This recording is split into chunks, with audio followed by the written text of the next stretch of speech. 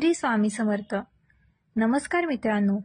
आचार्य चाणक्य यांनी पत्नीला कोणतं सुख न दिल्याने पती कंगाल होतो याचा उल्लेख चाणक्य नीतीमध्ये केला आहे.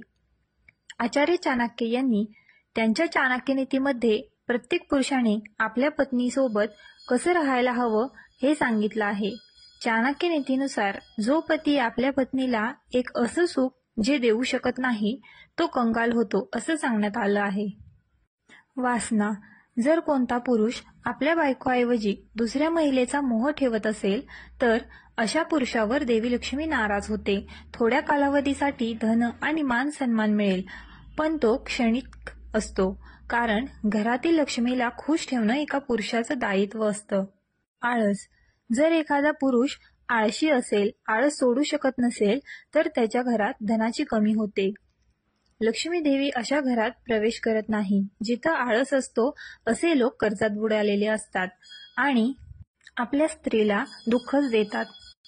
लालच. लालची पुरुष प्रत्येक गोष्टीची लालच ठेवतात, मग ते भौतिक सुख असो वा शारीरिक. नेहमी दुसऱ्यांवर त्यांची नजर असते.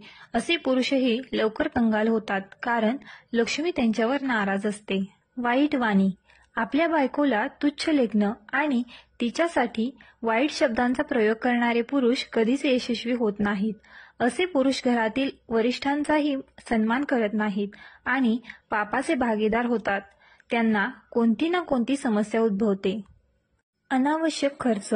जर तुम्ही हे या शब्दाने अनावश्यक खर्च किंवा फिजूल खर्चीचा संदर्भ देत असाल तर होय, अनावश्यक खर्चामुळे कोणत्याही कुटुंबाची आर्थिक स्थिती बिघडू शकते. या दोन्ही जोडीदारांचा समावेश असतो. व्यसन. जर तुम्ही हे या शब्दाने व्यसनाचा संदर्भ देत असाल तर होय, व्यसनामुळे कुटुंबाचे आर्थिक नुकसान होऊ शकते. अन्य कारणे. शब्द शक्य आहे की तुमच्या मनात काही वेगळे कारण असावे. अधिक स्पष्टीकरण.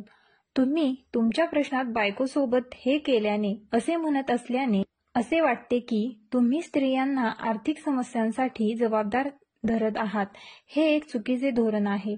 आर्थिक समस्यांसाठी एक व्यक्ती जबाबदार असते असे नाही. आर्थिक समस्यांना अनेक कारणे असू शकतात, जसे की बेरोजगारी, अनपेक्षित खर्च, आरोग्य समस्या इत्यादी. समाधान. आर्थिक समस्यांवर मात करण्यासाठी दोन्ही जोडीदारांनी एकत्र काम करणे आवश्यक आहे. खालील गोष्टी करून तुम्ही तुमची आर्थिक स्थिती सुधारू शकता. बजेट तयार करा. आपल्या उत्पन्नानुसार एक बजेट तयार करा आणि त्यानुसार खर्च करा. अनावश्यक खर्च कमी करा. अनावश्यक खर्च कमी करण्याचा प्रयत्न करा. बचत करा. भविष्यातील गरजा पूर्ण करण्यासाठी बचत करा. आर्थिक नियोजन. आपले आर्थिक नियोजन करा. एकमेकांवर विश्वास ठेवा. एकमेकांवर विश्वास ठेवून समस्या सोडवण्याचा प्रयत्न करा.